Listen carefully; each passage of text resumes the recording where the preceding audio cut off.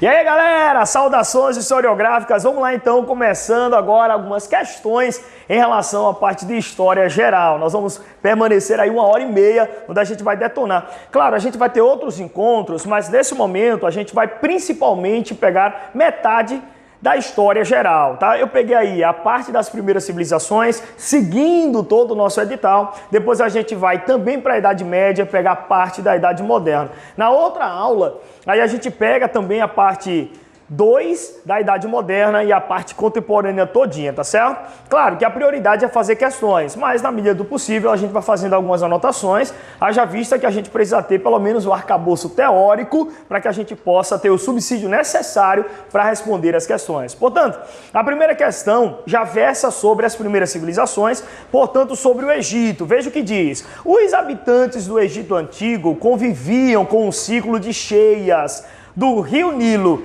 que deixava o solo árido e pouco fértil, impedindo assim a prática da agricultura. E aí, esse aí está verdadeiro ou está falso? Está falsíssimo. Até porque lembre que quando nós falamos de Egito Antigo, ele está localizado em uma região que nós chamamos de crescente. Opa, é o crescente fértil. E aí, quando falamos de crescente fértil, tu vai lembrar logo de quê? De uma lua no seu estágio quarto crescente. E quando nós falamos de crescente fértil, devemos logo nos remeter ao seguinte. Primeiro, aqui eu tenho a presença de grandes rios.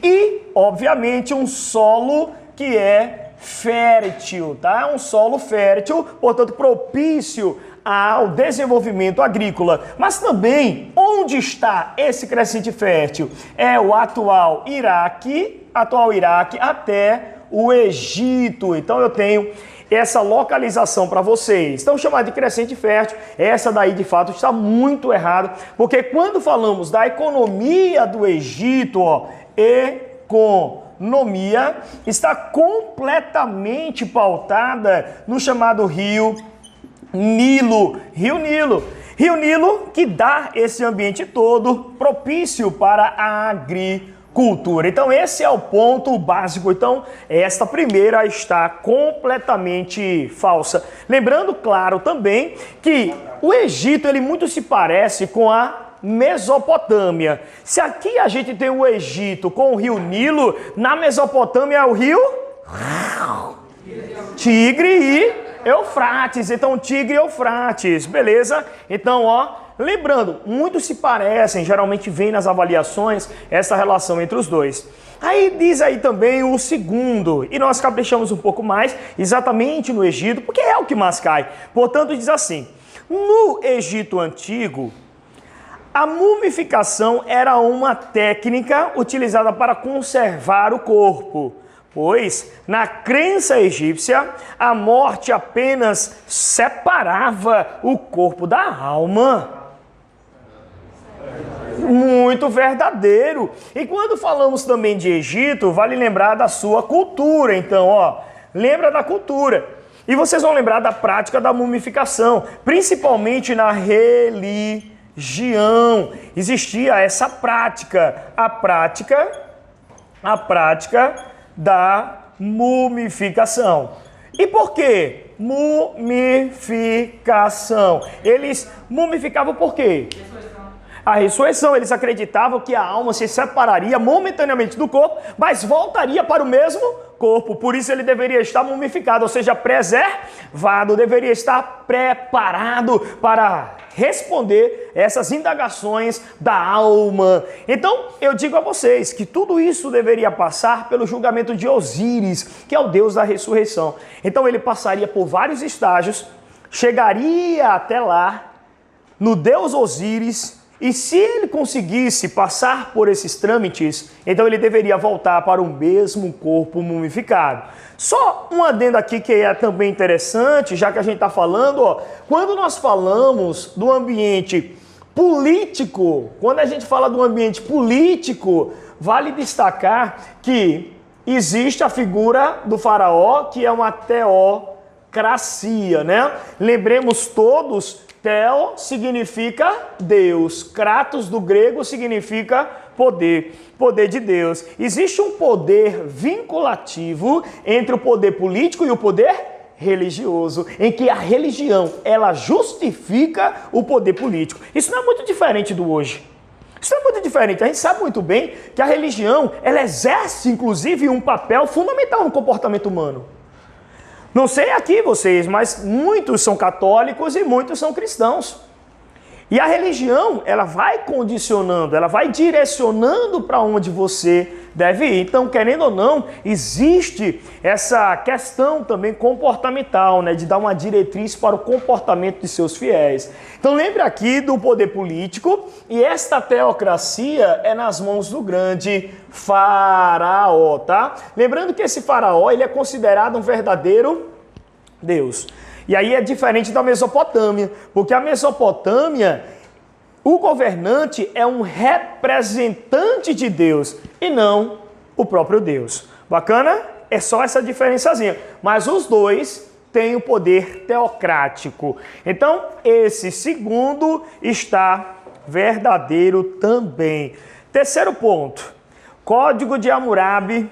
Um bloco de pedras com 2,25 metros de altura, gigantesco, basicamente a minha altura, encontra-se hoje no Museu do Louvre, em Paris, que todos nós um dia vamos. O Jales, inclusive, já deixou claro, passada a pandemia, para onde é que nós vamos? Museu do Louvre. Se todos nós estivermos bem e a vacinação tivesse sido concluída, então ele garantiu que o PhD vai dar 0,800, vai dar de graça para que nós, nessa turma de resolução de questões, possamos ir para o Museu de Louvre, possamos ir para a França, desfrutar das suas obras de arte, tá? Isso aí, transporte, não se preocupa com alimentação, com translado, com hotel, nada disso. É tudo por conta do PhD. E é bom que está sendo gravado. Você que está em casa, todos que estão aí, depois mandem recado cobrando o professor Jales, tá certo? Pode cobrá-lo. Vocês todos também vão ter direito. Vem para o PhD curso. Então a gente tem aqui dentro desse aspecto o seguinte, ele vai me matar depois. Já pensou se alguém liga? Meu Deus, estou lascado. Dois dos muitos artigos de lei nele gravados, cerca de 250 foram decifrados. Com isso, informações sobre a sociedade mesopotâmica puderam ser reveladas, tá? Puderam ser reveladas. E aqui nós temos, na maioria das sociedades atuais, a lei de Talião não é mais aplicada. No entanto, há países do Oriente Médio em que ainda se paga olho por olho, literalmente. Na Arábia Saudita, no Iêmen e em alguns dos Emirados Árabes, ladrões têm as suas mãos cortadas ainda hoje. Será que existe nessas regiões que ele está falando esse olho por olho, dente por dente? Será que ainda existe ou não? Existe, né? Nós temos sim. Então, ó, lembrando aqui sobre a Mesopotâmia que ele traz pra gente, Mesopotâmia, aí tu já vai pegar bonitinho aqui, ó, Mesopotâmia,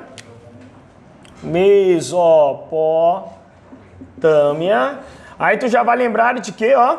Já vai lembrar de Tigre e Eufrates, lembra aqui, ó, Rio, Tigre, para não esquecer, Tigre e Eufrates, mesma coisa, desenvolvimento da agricultura também, a agricultura, mas fundamentalmente respondendo o que ele ali está falando, a gente vai ter o quê? Quais são os povos? Vamos lá rapidinho. Uma característica de cada um. Quais são os povos que adentraram aqui? Quais foram os povos? Primeiro, os sumérios. Alguém me diz aí uma característica dos sumérios ou não? Qual? Opa, a invenção da roda, bacana.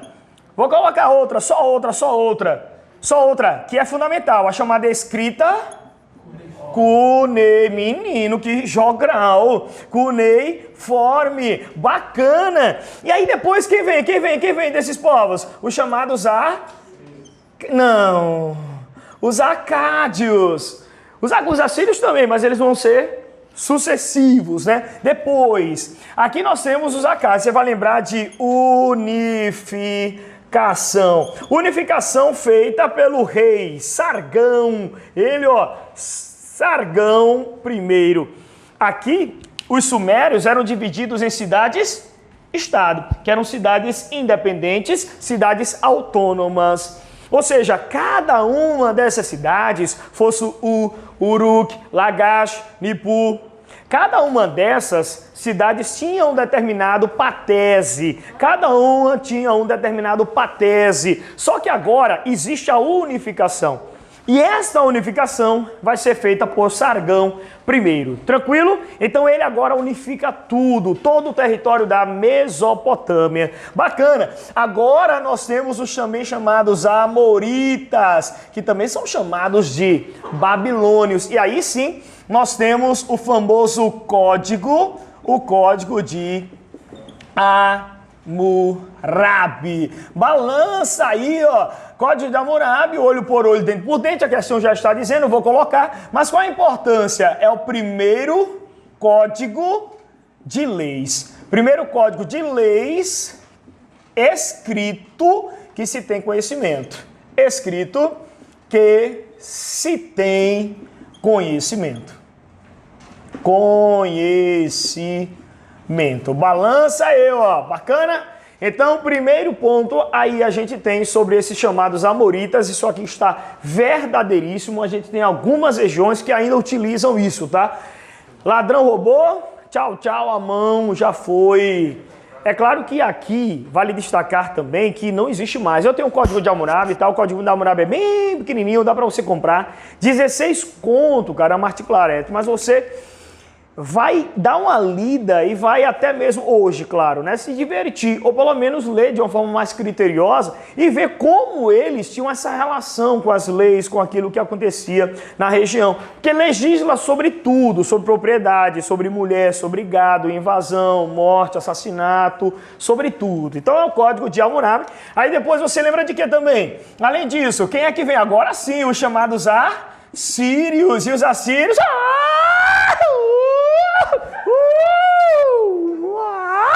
Você lembra de quê? De povos? Hebreus? Hebreus não, de...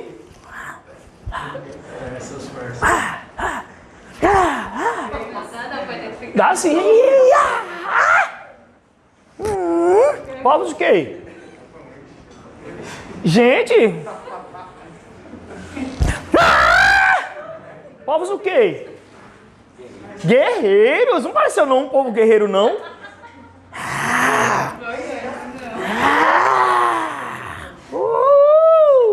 Não? Ó, então, ó, povos guerreiros. Lembra aqui de guerreiros.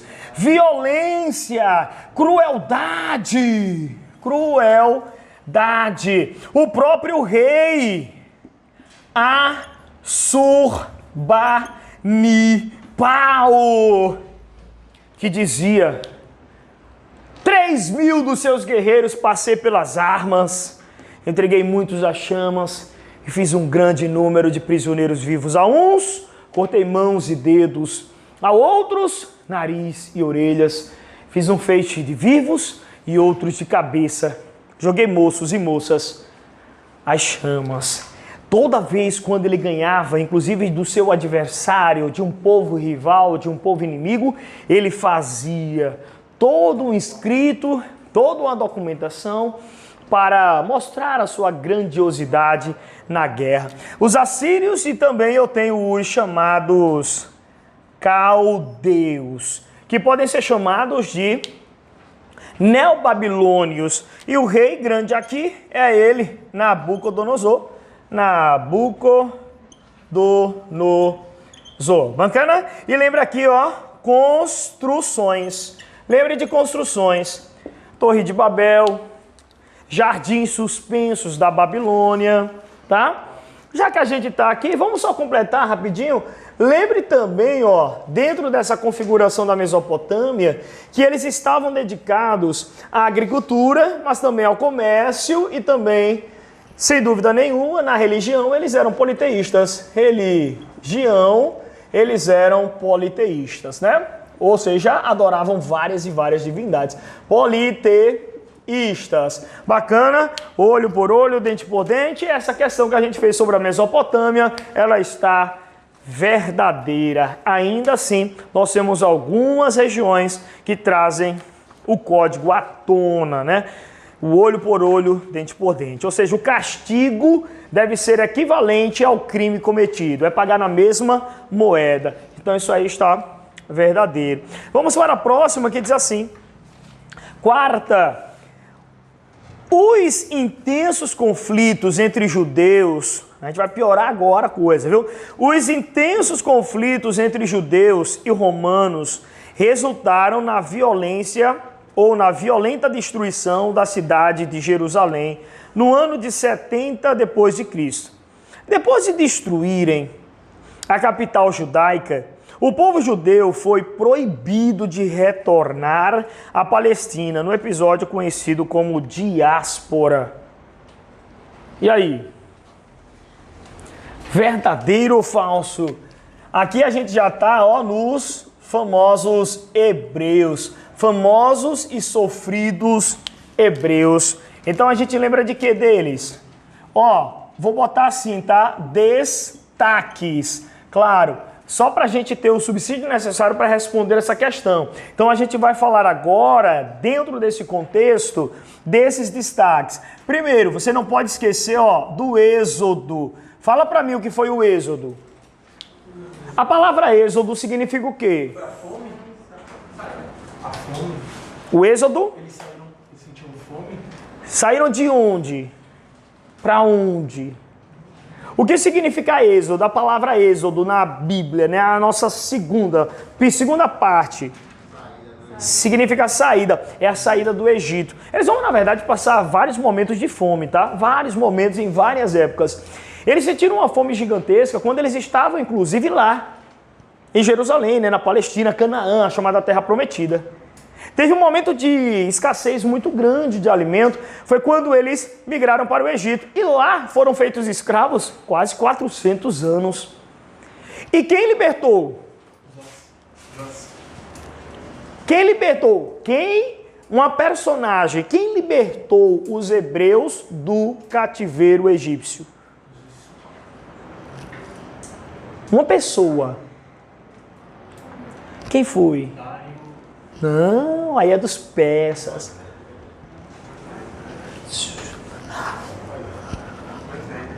Moisés, abertura ali do Mar Vermelho, o Êxodo, lembra aqui de Moisés, cara, a saída do Egito, Moisés e a saída do cativeiro egípcio, né? O cativeiro egípcio. Josué vai ser um outro patriarca que vai suceder Moisés. O que, na verdade, eu nem gosto muito de falar disso porque eu sofro. Eu sofro porque eu entendo o sofrimento de Moisés, né? Você sabe que Moisés, ele ficou esse tempo todinho, cara, 40 anos vagando pelo deserto, né, segundo a Bíblia, até chegar lá na Terra Prometida de novo. Deus é um Senhor onipresente, onisciente, onipotente. Ele sabe de tudo, está em todos os lugares e Ele tudo pode. Então, obviamente, Ele sabe que o que é aqui, qual é o caminho mais perto? A gente sabe que é sempre o quê? É uma reta, né? Menor distância é uma reta, não é? Então, a gente não sabe disso, mas fez o povo ficar em círculo durante 40 anos, sofrendo, passando por necessidades, precisando de suprimentos. Então, quando, na verdade, ele se achega, Deus diz, não, Moisés, tu não entrarás na terra prometida. Isso me deu um sofrimento, porque eu digo a vocês, eu li a Bíblia toda, até porque quase eu ia sendo pastor, quase. Faltou pouco, sério mesmo, eu tomava conta inclusive de congregação. E aquilo me abateu, aquilo me fez realmente sofrer e refletir sobre a própria vida. Sofrido. Enfim, Então nós temos esse patamar aqui. Primeiro ponto, o Êxodo. Mas também nós temos um outro episódio na história dos Hebreus que vale a pena a gente citar. Ó, eu destaco para vocês o famoso cisma. A palavra cisma significa separação. Esta palavra etimologicamente significa separação. Então nós temos separação, tá? É a separação das tribos, ou seja, das 12 tribos. Vamos ficar ali com 2 tribos, chamadas de tribos de Judá, e as 10 tribos de Israel. Bacana? Então eles vão ficar mais vulneráveis e suscetíveis à dominação. E de fato, é o que vai acontecer no cativeiro babilônico. Aí sim, viu, querido? Ó, o cativeiro babilônico, eu acho que você estava pensando nisso, né? Aqui, realmente, eles vão ser libertados por Ciro. Eles vão ser libertados por Ciro. Mas não é nesse episódio do Êxodo. É no episódio do cativeiro babilônico. Não é no cativeiro egípcio, é no cativeiro babilônico. Aí aqui, realmente, eles vão ser libertados pelo... Não, aí no caso seria pelos persas, tá? Ciro, persas. Saul, ele é o rei, primeiro rei daqui. Primeiro rei dos hebreus, tá bom? Primeiro rei dos hebreus. Então, ó, cativeiro babilônico, simples, né? Nabucodonosor, ele vai dominar, por exemplo, ó, Nabucodonosor, ele vai dominar Jerusalém, vai destruir o templo de Jerusalém, mas não é a resposta. É porque Jerusalém foi várias vezes destruída aqui. Quem conhece essa história da Bíblia e tal, sabe que Jerusalém foi várias vezes destruída. É mais uma. Então aqui nós temos o cativeiro babilônico. Nabucodonosor invade, ele quebra o templo de Jerusalém, aquela coisa toda, e leva cativo os hebreus para Babilônia. Esse é o episódio que a gente chama de cativeiro babilônico. Ele detestava imagens.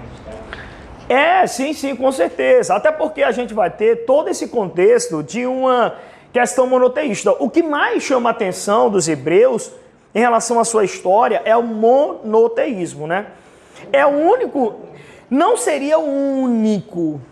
Veja só, eu posso afirmar que seria o que mais teve durante a sua história um poder monoteísta. Por que não único? Porque nós tivemos um episódio no Egito que a gente chama de reforma monoteísta. Aí nós tivemos uma experiência, por pouco tempo, mas nós tivemos. Então se eu digo que foi o único, aí eu já tenho um pouco de problema. Eu tenho aquele que majoritariamente teve durante a sua história o monoteísmo, mas não foi o único. O Egito teve, com Amenófis IV, o faraó Amenófis IV, chamado inclusive de Akenaton. Já que você falou, então deixe-me puxar aqui uma setinha para que a gente possa também entender sobre isso, tá? Vou colocar uma observação. Aqui, ó. Lembre que, de fato, eles foram monoteístas. Vou puxar uma setinha, aqui, ó. Os hebreus, ó. A maior característica, maior característica, tá? Dos hebreus, sem dúvida, foi o monoteísmo, mas não o único. Aí eu faço aqui uma observação. Lembrar, por exemplo, do Egito. Nós tivemos uma reforma monoteísta, e essa reforma monoteísta é com ele, ó, Amenófis IV. Ele, que inclusive vai mudar o nome dele, vai ser Akenaton, que vai ser transformado agora em filho do Deus Sol, porque adorava o Deus chamado Aton, que significa disco solar. Certo? É só para a gente entender. A maior característica, sem dúvida, dos hebreus é o monoteísmo. Mas eu tenho no Egito uma característica específica. Então, cuidado, porque isso já veio em vestibulares. Em concurso, nunca vi. Mas em vestibular já veio essa questão, para pegar uma pegadinha mesmo, né? um único povo. Não, porque a gente tem uma experiência aqui dentro do Egito. Quando morreu o faraó, morreu o monoteísmo. Quando morreu, morreu também o monoteísmo. Eles voltaram para o politeísmo. Mas foi uma experiência? Foi. Então a gente não pode dizer que foi único. O exemplo foi da Palestina. Quando você perguntou por onde fugiram, fugiram da Palestina. Uma das causas... O êxodo? A fome. Isso, a fome e tal. Mas quando a gente fala sobre o êxodo, é a saída do Egito. É a saída do Egito voltando para Canaã. Voltando para a Terra Prometida. É porque é complicado mesmo, porque a gente tem idas e vindas dentro desse contexto dos hebreus, né? É um povo, como eu falei, muito sofrido de fato. Então, eles são expulsos de lá o tempo inteiro, depois eles têm a permissão de voltar, depois eles são expulsos de novo. E é agora que a gente fala e responde a questão. Veja, Êxodo é um dos pontos e um dos destaques. O outro que a gente falou é o cisma, que é a separação e deixou vulnerável o povo aqui. E a gente também tem o cativeiro babilônico. E respondendo a questão, a gente tem a chamada diáspora. Diáspora significa dispersão. Essa palavra significa dispersão.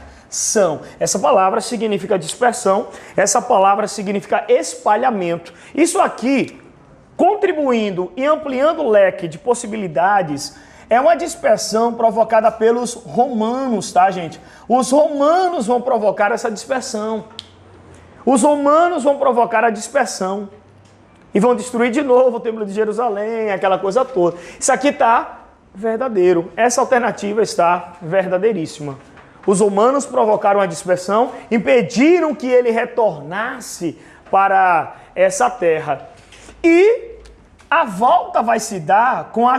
e esse é o ponto massa, é o chamado sionismo. Sionismo, tá? Esse sionismo é esse movimento de retorno, é um movimento de retorno, é um movimento de união, de reunião. Então eu posso dizer que o sionismo é um movimento contrário da diáspora. Se a diáspora, é a dispersão, o sionismo é a reunião. Se o povo está sendo disperso, a gente agora vai ter a reunião de novo do povo hebreu lá na Palestina. E é óbvio que quando a gente fala disso aqui, vocês devem lembrar de conflitos, né? Vocês lembram de conflitos entre quem? Entre os israelenses versus os palestinos. Os árabes contra os judeus. Por quê? Porque lembre que eu tenho uma resolução, inclusive, da ONU. Isso em 1948.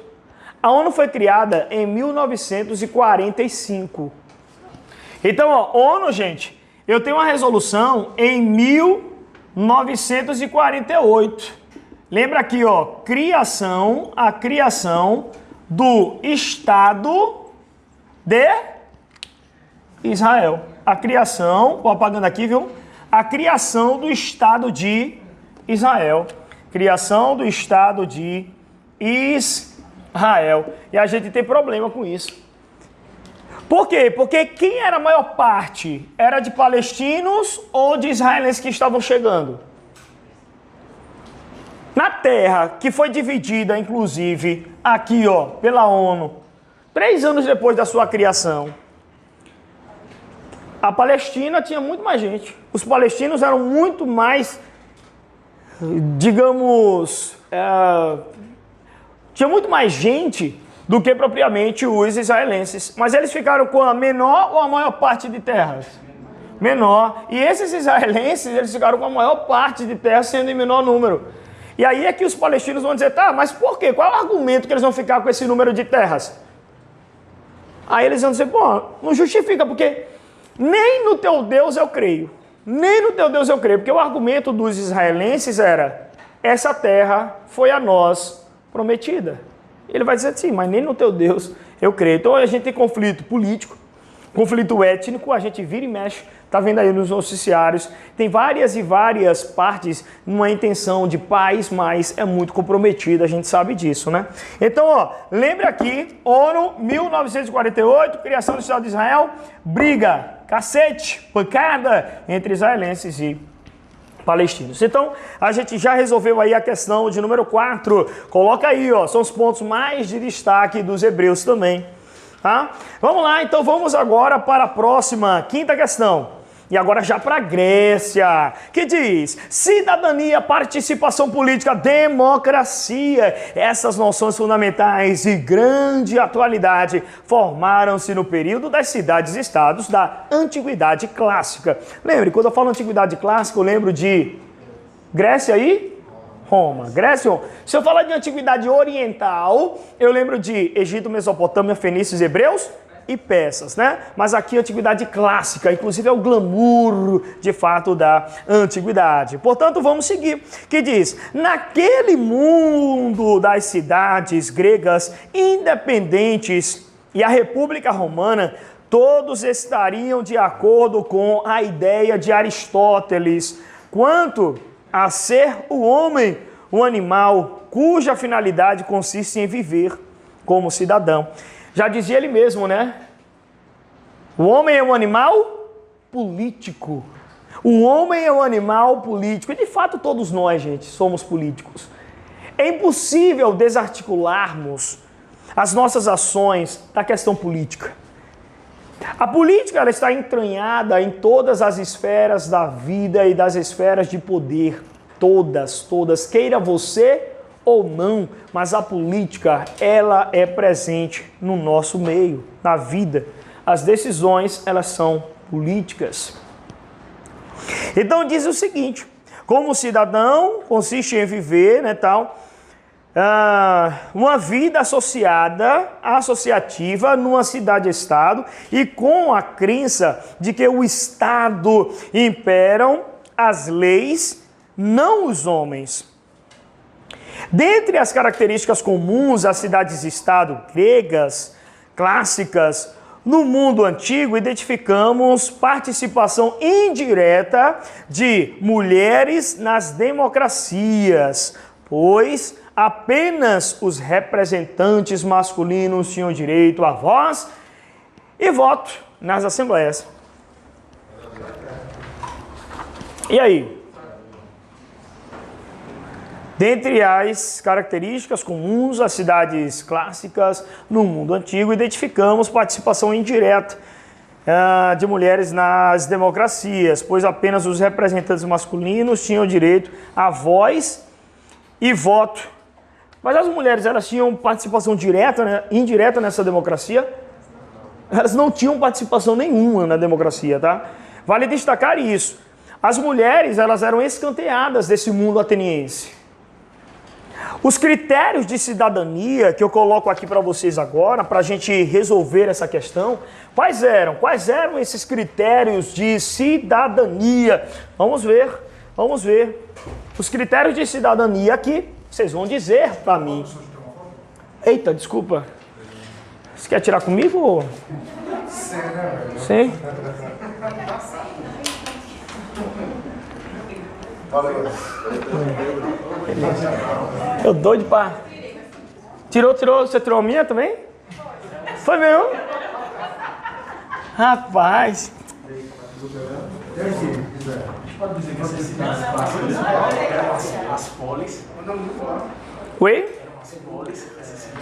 Ó, ele tá dizendo o seguinte: eu posso dizer que as sociedades clássicas eram as polis? Não. Não posso dizer. Eu posso dizer o seguinte, que a Grécia era. Mas quando eu digo essas civilizações clássicas, lembre que eu me refiro a Grécia e Roma. Roma não eram cidades-estados, não eram polis. Roma formou um verdadeiro império. Grécia formou, sim, esse contexto de cidades-estados, cidades descentralizadas, umas das outras, independentes umas das outras. Tá? Então, ó, para a gente também já ir fechando essa parte da Grécia, que agora coloca para a gente, que é um ponto fundamental, né? A Grécia Antiga. Aí lembrar, como você muito bem falou, campeão, Lembrar que aqui é um território muito ruim em termos de agricultura, porque é muito pedregoso, né? Muito rochoso, é muito acidentado, então isso dificulta a comunicação interna. Por isso eles desenvolveram as cidades-estado, porque era muito mais fácil eu ter uma cidade independente do que, por exemplo, em um momento de guerra juntar todo mundo. Porque imagine que o território é todo montanhoso, é pedregoso, é muito difícil a gente pegar e tecer uma relação comunicacional de forma mais efetiva, profícua, então é muito difícil. Portanto, a gente tem aqui na Grécia, por favor, lembre, ela é muito recortada, né? Ela é muito recortada, ela é muito fragmentada, ela é muito acidentada.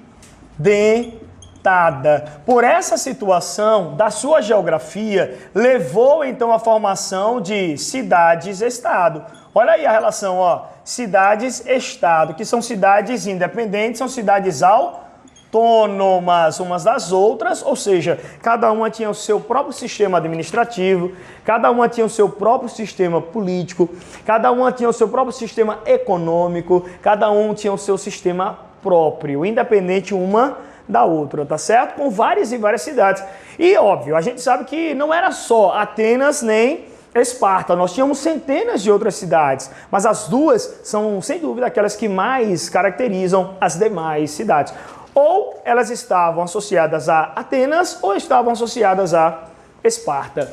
Então, recortada, acidentada, cidades-estado autônomas. Falar de Grécia é falar de democracia, amigos. Olha, se tem uma coisa que pode cair para vocês, é sobre isso. A democracia grega. Demos, povo. Kratos, poder. Poder do povo. E é claro que se ainda hoje a gente encontra limitações em nosso sistema democrático, é óbvio que aqui muito mais, né? Muito mais. E vale destacar que dentro dessa democracia, ela era excludente, né, gente? Era excludente. Excludente por quê? Porque excluía quem, ó? Mulheres. Pronto. Já tá respondido, não tá? Então excluía mulheres, excluía escravos, excluía estrangeiros e excluía menores de 18 anos. Bacana? Então aqui eu tenho excludente. É uma coisa que vocês não podem absolutamente esquecer, tá, gente? Veja, significa então dizer que só quem participa, homens livres, nascidos em Atenas, porque quando a gente fala de democracia, não vai pensando que é na Grécia toda não, né? A gente está falando de Atenas, viu? Ei, a gente está falando de Atenas. Esparta não era assim, né? E também aqueles que são os maiores de 18 anos. Portanto, esses são os critérios de cidadania. Bacana? Lembrando que existe também uma participação direta. A gente tem uma democracia que é direta e, acima de tudo, participativa. Não tem representantes aqui. O próprio cidadão é aquele que vai chegar na Assembleia e vai discursar e vai debater os temas. E uma vez que eles tiverem as suas... o que eles estavam fazendo do proselitismo, o que eles estavam pregando, preconizando, então absolutamente já vai ser colocado em prática. É diferente do hoje. A nossa democracia ela é representativa. A gente vota em alguém para nos representar. Tecnicamente, eles são a voz do povo, né? Eles são a voz do povo. Aqui não, era o próprio povo que tinha a voz. Eles chegavam nesses ambientes que a gente chama de agora. Era aqui, ó, na agora. Era praça pública, a praça do debate.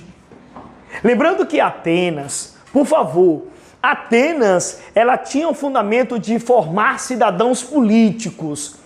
Atenas tinha a preocupação de fazer com que o cidadão, ele pudesse falar bem, que ele pudesse ter a oratória brilhante, a retórica brilhante. Mas a gente sabe que também a retórica ela é extremamente perigosa, não é?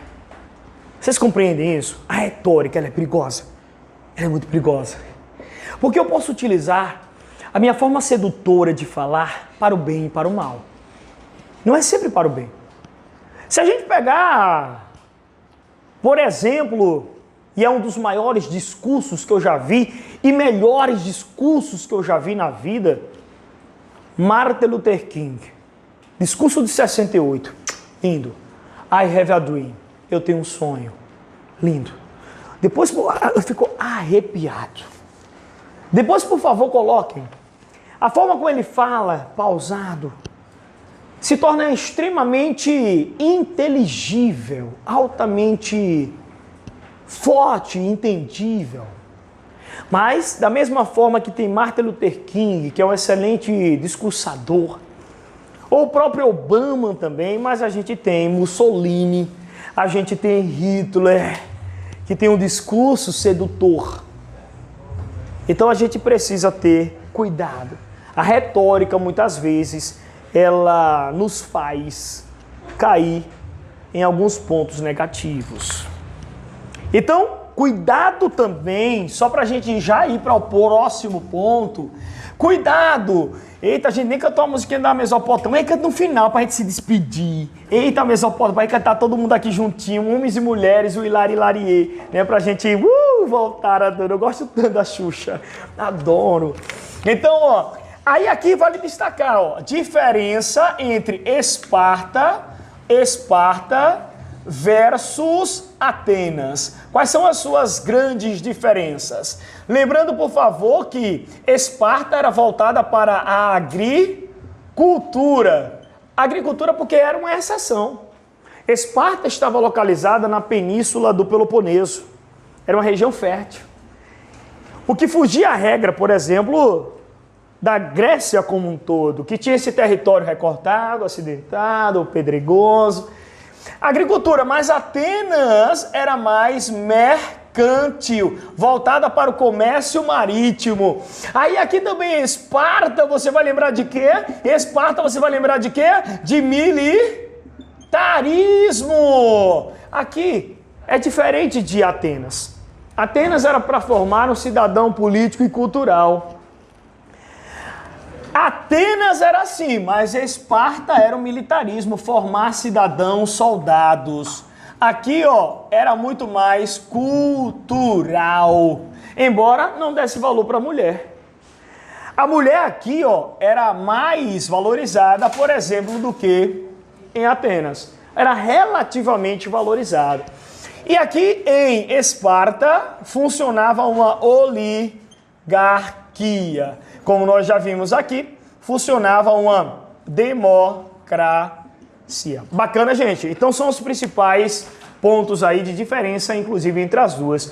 Democracia é o ponto básico. Let's go. Aí, ó, tá falso. Sexta, na antiga Roma, antiga República Romana, o conselho da plebe era composto somente pelos plebeus e era responsável pelas decisões em plebiscito, decretos do povo.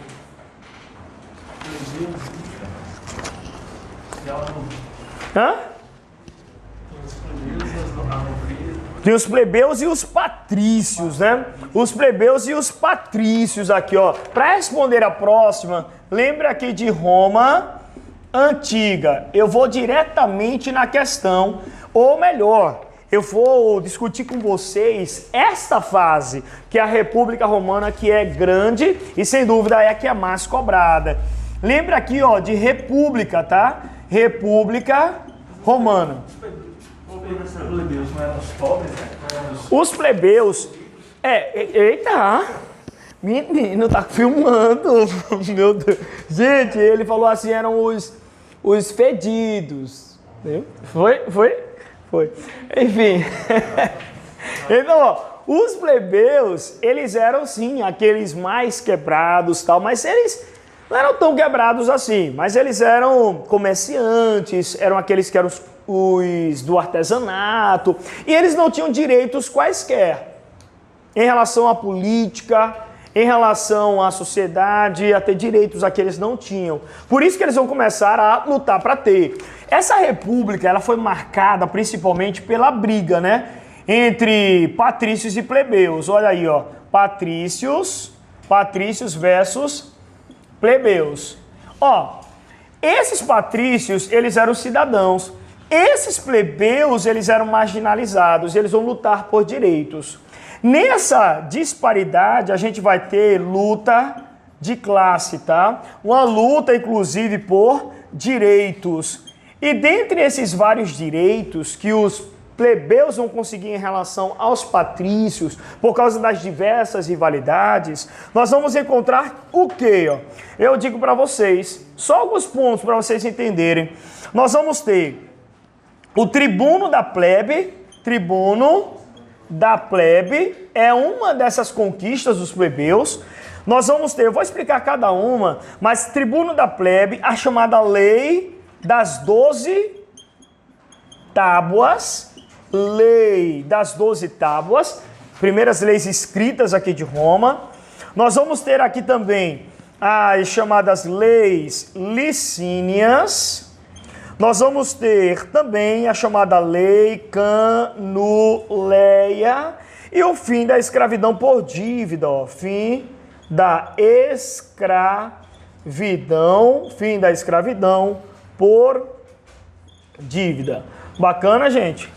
Olha aí quanta coisinha que os plebeus eles ganharam lutando pelos seus interesses. E aí você vai dizer, professor, mas foram conquistas efetivas? Sem dúvida. Quando a gente fala de tribuno da plebe, é um cargo especial dentro do próprio Senado.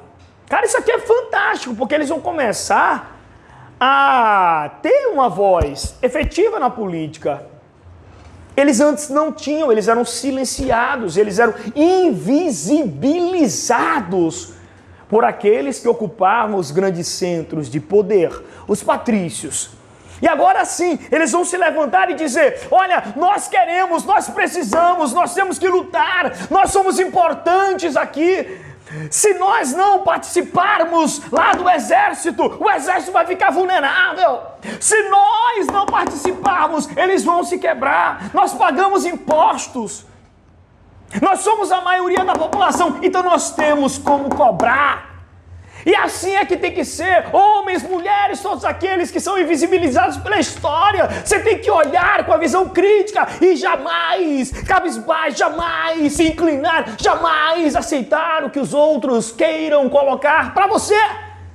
Se levante e diga, eu posso mais, eu tenho condições de ir, eu vou avante, eu sou resiliente, eu posso conseguir. E eu vou.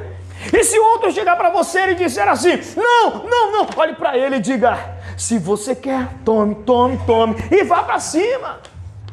Consiga, vocês podem. Mas essa tribuna era representada pelo patrício, não pelo plebeu. Aí é que tá. Antes, nós tínhamos todos os cargos dentro da República que eram ocupados apenas por patrícios. Tudo isso aqui foram ganhos dos plebeus em relação aos patrícios. Todos. Tribuno da plebe, nós temos aqui aqueles que são os representantes dos plebeus. Representantes dos plebeus que tinham imunidade, ou seja, ninguém poderia atentar contra a vida dele. É uma espécie de blindagem, porque eles falavam contra o sistema. Nós temos aqui esse tribuno da plebe tendo poder de veto sobre o Senado, que era o todo-poderoso constituído pelos patrícios. Então, eles tinham agora o poder de dizer não, inclusive, àqueles que sempre os subjugaram, os patrícios. Lei das 12 tábuas, primeiras leis escritas de Roma.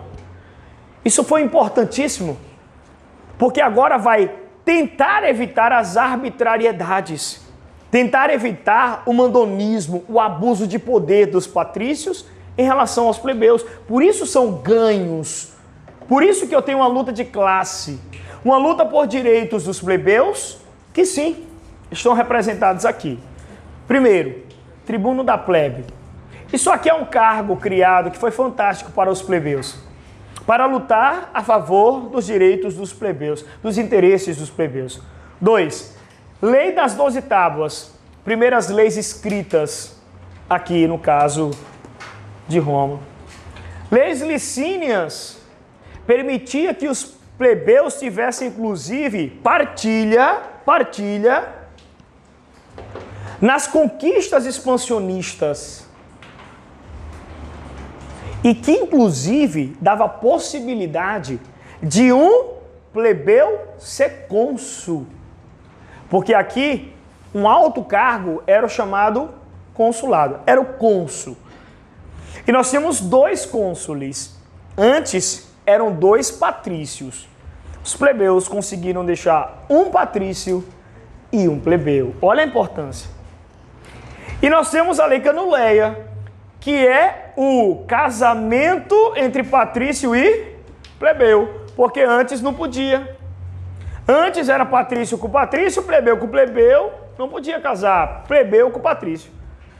Mas aqui pode agora. Aqui pode patrício e plebeu, que nem hoje. Mas a gente tem que deixar claro isso. Eu sempre falo isso, tem que deixar claro. Aqui eu tenho patrício e plebeu podendo se casar. Mas tem alguma lei que impeça hoje pobre e rico de casarem? Mas você vê com muita frequência o rico casando com o pobre? Tem? Tem. Mas é minimamente. O pobre quer casar com o rico? É.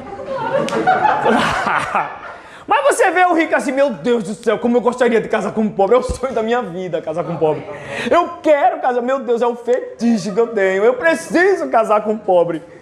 Na boa, não mesmo, né? Não mesmo, não é assim. Acontece, né? As pessoas se apaixonam, tal, principalmente mulheres. Mulheres, elas gostam muito, né? Não tô falando assim eu tô falando que geralmente mulheres ricas. Tô falando mulheres por quê? Porque elas geralmente se apaixonam, não, né? Hã? É isso. Eu tô dizendo que elas se apaixonam não necessariamente pela aparência, ou elas se apaixonam pelo que o cara tem, mas elas se apaixonam pelo que a pessoa é, geralmente. Elas se apaixonam pelos sentimentos, pela sua essência, né, pela sua ética, pela sua dignidade. Os homens não. Os homens eles se apaixonam por aquilo que eles veem. E ele pode ver uma mulher e dizer, meu Deus do céu, essa é que eu quero pra vida. A mulher pode ser uma assassina, pode ser uma ladra, mas ele diz, eu adorei essa daqui. É aparência, mas mulher não. Mulher, antes de se apaixonar verdadeiramente, ela faz um mergulho na essência masculina. Não é? Geralmente ela não faz isso. E as mulheres, elas são muito mais racionais, né? São muito mais racionais nesse sentido. De fato. Enfim, viva as mulheres. Viva as mulheres. Mulheres, vocês são demais. Está chegando aí o dia de vocês, mas claro que esse não é só o dia de vocês, é um dia para que a gente possa refletir sobre o que há muito mais a conquistar. Não é apenas um dia que caracteriza vocês, jamais. É um dia de luta. É um dia que a gente possa refletir para não cometer os erros do passado, para que a gente possa mudar essa história e não ficar nesse reducionismo e apenas ressignificando as várias formas que nós sempre subjugamos essas minorias durante a história. Somos fósseis vivos do período colonial brasileiro e essa história ela precisa acabar e já faz tempo que deveria ter acabado. Então não é mais um dia, é um momento de dia não de comemoração, mas é um dia de luta, é um dia de reflexão, porque há muito mais que se fazer. Então nós temos aqui, por exemplo, um outro aspecto, né? Falamos sobre isso aqui está verdadeiro. Essa sexta questão está verdadeira. Plebiscito é a opinião pública. Isso aqui era constituído por plebeu, o conselho da plebe.